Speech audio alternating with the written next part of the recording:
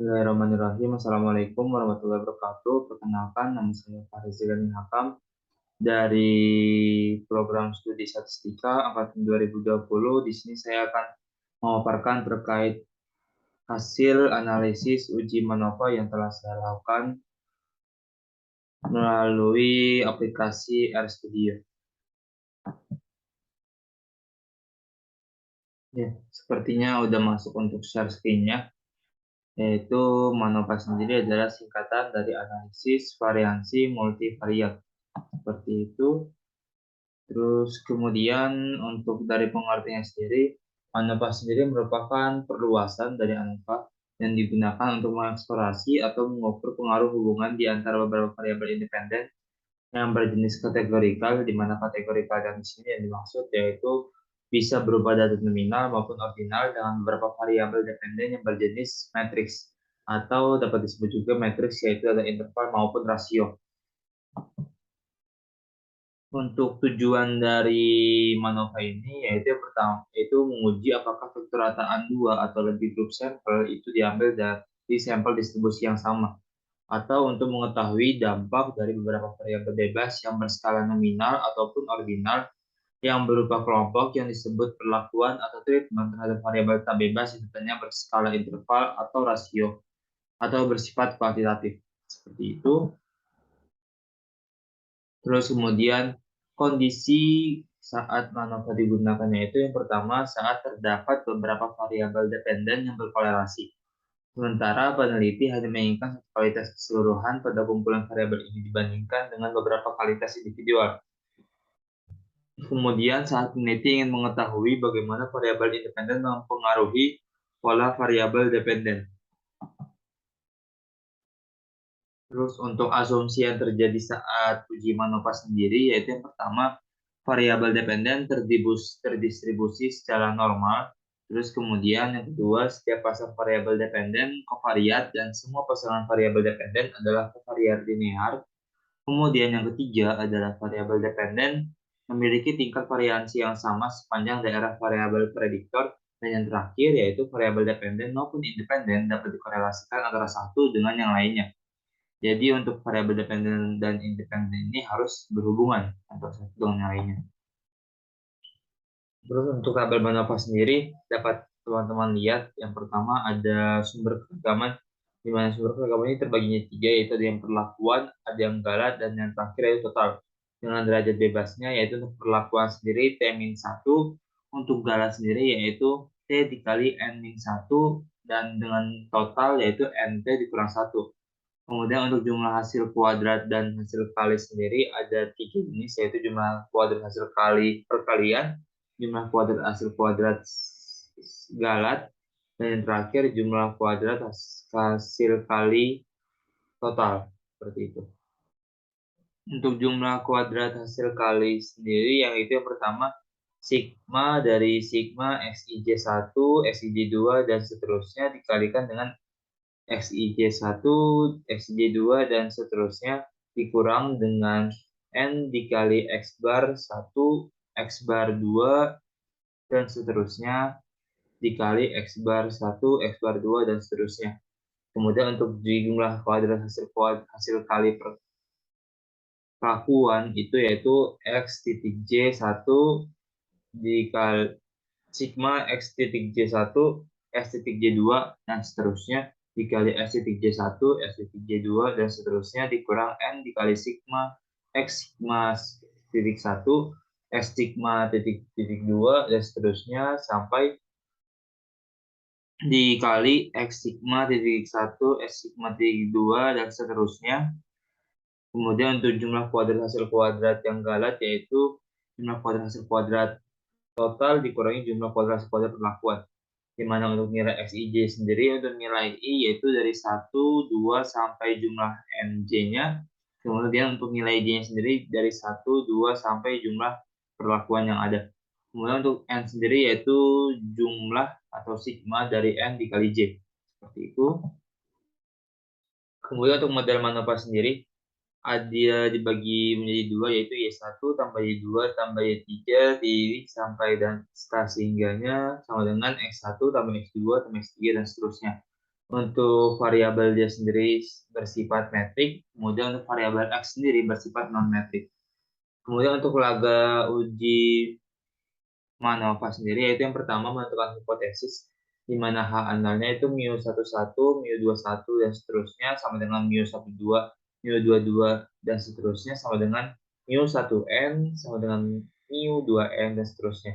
Untuk H1-nya sendiri, paling sedikit terdapat dua rataan yang sama. Kemudian yang kedua itu menentukan nilai alfa, di mana kita nanti akan menentukan uji tes dengan nilai alfa 50%. Kemudian mengecek asumsi yang sudah ada di awal. Kemudian terakhir itu statistik uji yang bisa digunakan melalui uji Pillai, uji Roy, uji Willis, ataupun uji Factoring-Lawley. Seperti itu. Untuk studi kasus sendiri yaitu akan dilakukan sebuah penelitian yang berjudul pengaruh pekerjaan orang tua terhadap nilai ujian matematika, IPA, dan Indonesia siswa kelas 6 SD Taman Sari. Untuk data sendiri kita dapat ambil dari internet dengan atas sebagai berikut. Dapat teman-teman lihat terkait respondennya. Untuk pekerjaannya sendiri terbagi menjadi tiga, di mana satu itu adalah petani, kedua itu adalah pedagang, dan yang ketiga ini, pekerjaan tiga itu adalah pekerjaan untuk pegawai kantoran.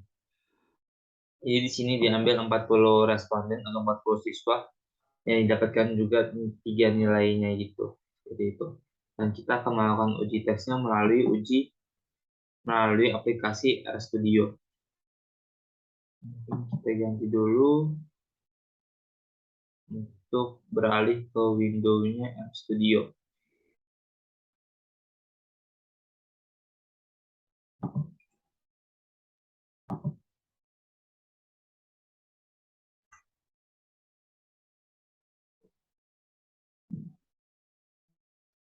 Yang pertama yang harus dilakukan yaitu kita harus memanggil datanya, kemudian kita mengaktifkan untuk fungsi yang bakal digunakan yaitu reader Excel untuk membaca data yang akan ada, dan kita mendeskripsikan data kita yaitu data underscore Manova, read Excel, D, kuliah cuy, kuliah semester 5, annual A, praktikum dalam Manova, adalah SX.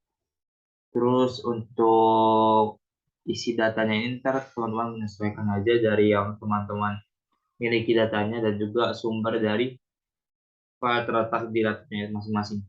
Kemudian setelah itu kita akan melihat data dari Manova tersebut. Bisa kita jalankan.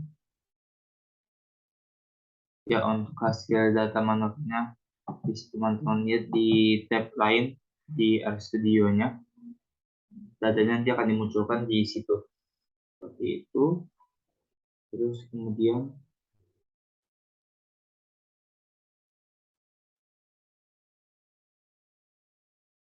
ya, teman-teman dapat melihat datanya sudah ada di sini dengan jumlah kolomnya ada 5, terdiri dari responden, pekerjaan, matematika, IPA, dan Indonesia. Dan juga untuk data yang digunakan nanti yang kita gunakan yaitu untuk data pekerjaan dan juga untuk data IPA, Indonesia, dan matematika. Seperti itu.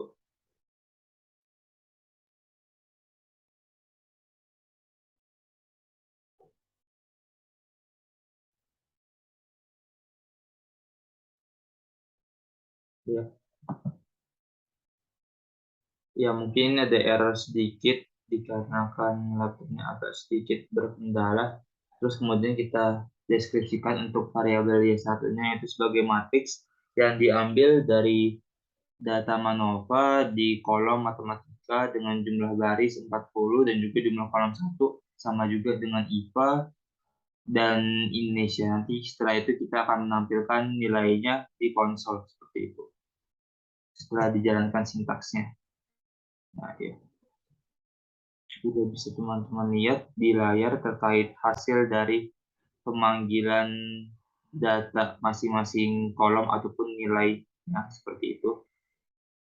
Setelah itu akan muncul perlakuannya. Perlakuan yang berbeda di sini dimaksud dari pekerjaannya karena pekerjaannya itu dimaksud untuk perlakuan yang berbeda-beda.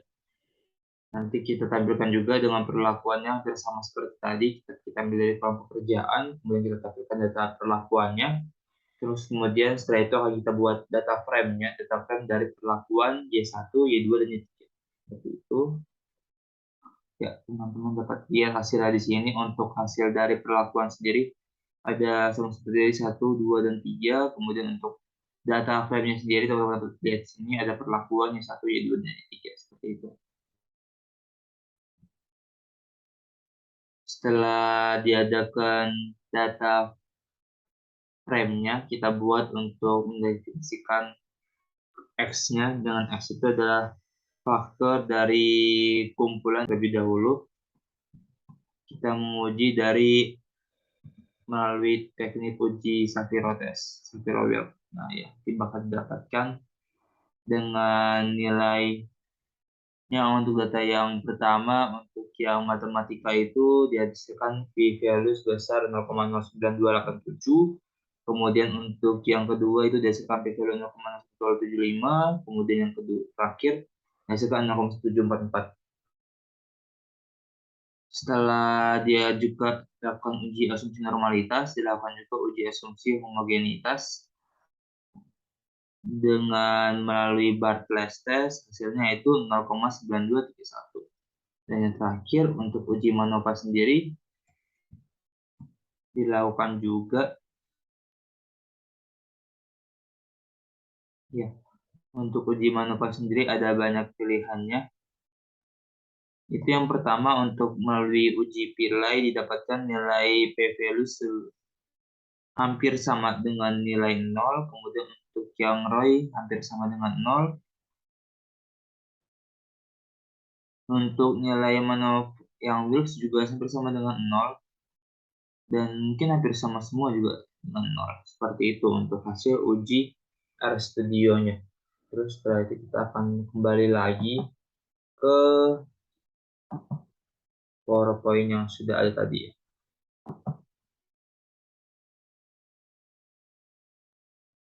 Iya, ini ada interpretasi asumsi dari normalitas yang bisa dicek melalui Shapiro-Wilk, di mana untuk hipotesisnya itu ada dua, yaitu H0 yang berdistribusi normal multivariat, kemudian H1 yaitu tidak berdistribusi normal multivariat.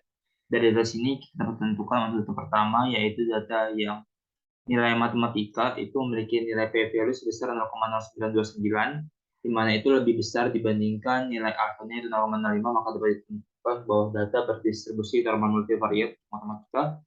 Kemudian untuk yang kedua yaitu untuk data IPA itu memiliki nilai 0,0108. Karena ini ada kesalahan sedikit, untuk data sendiri kurang dari 0,05, maka H0 ditolak, yaitu melambangkan bahwa data tidak berdistribusi normal multivariat. Kemudian yang terakhir yaitu untuk data yang Indonesia, yaitu p-value sebesar 0,744, di mana nilai tersebut lebih besar daripada alfa 0,05, sehingga dapat disimpulkan bahwa H0 diterima, yaitu data berdistribusi normal multivariat. Seperti itu. Terus kemudian untuk interpretasi asumsi homogenitasnya, yang memiliki hipotesis H0 tidak terdapat perbedaan matriks kovarian dan H1-nya terdapat perbedaan matriks kovarian. Dengan hasil uji tesnya itu p-value-nya sebesar 0,9231, di mana ini tadi besar dibandingkan alfa 0,05, sehingga dapat disimpulkan bahwa tidak terdapat perbedaan matriks kovarian pada model tersebut. Seperti itu. Kemudian yang terakhir yaitu untuk uji MANOVA-nya kita hanya mengambil satu sampel aja, karena tadi dilihat teman-teman juga kalau misalnya hasil yang dihasilkan itu p-value-nya sama semuanya. Untuk hipotesis sendiri itu mu1 sampai dengan mu2 sampai dengan mu3 sampai dengan 0, itu tidak dapat perbedaan antara pekerjaan orang tua dengan nilai matematika IPA dan Indonesia, atau H1-nya itu mu1 tidak sama dengan mu2, tidak sama dengan mu3, tidak sama dengan 0, itu terdapat perbedaan antara pekerjaan orang tua dengan nilai matematika IPA dan Indonesia.